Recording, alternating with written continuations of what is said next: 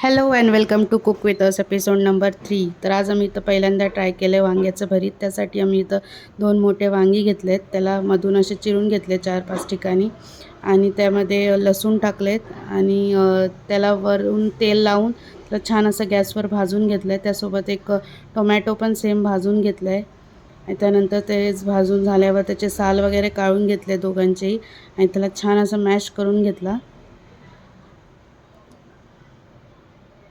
हे वांग्याचं भरीत बनवण्यासाठी मी इथं हिरवं वाटण बनवलं आहे.